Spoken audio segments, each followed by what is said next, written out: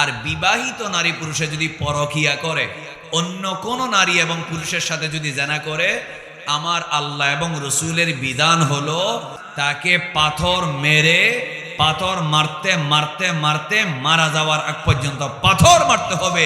এটাকে বলা হয় রাজম। একটু জোরে বলেন নাউজুবিল্লাহ। এই বিধান কার? এখন এই বিধানটা যদি আমাদের দেশে থাকে তাহলে পরকিয়া কি থাকবে নাকি শেষ?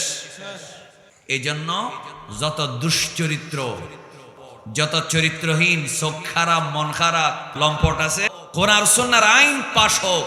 জেনা করলে 100 দোররা প্রকাশ্যে, এবং পরনারী পরপুরুষের সাথে যদি জেনা করে, আমি আয়াতটা বলছি, আয-যানিয়াতু ওয়াজ-যানি ফাজলিদু কুল্লা ওয়াহিদিন মিনহুমা মিআতা জালদা। যদি নারী পুরুষ অবিবাহিত হয়, সে যদি জেনা করে তাকে 100 দরা মারো।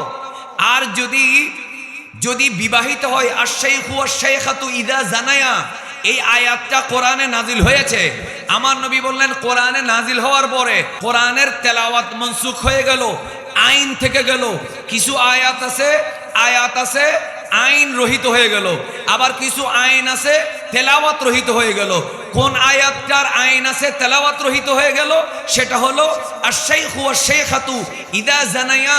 নারী এবং পুরুষ যদি বিবাহিত হওয়ার পরেও জিনা করে, তখন কি হবে? ফারজুমুহুমা, তাদেরকে পাথর মেরে হত্যা করো। আইন কার?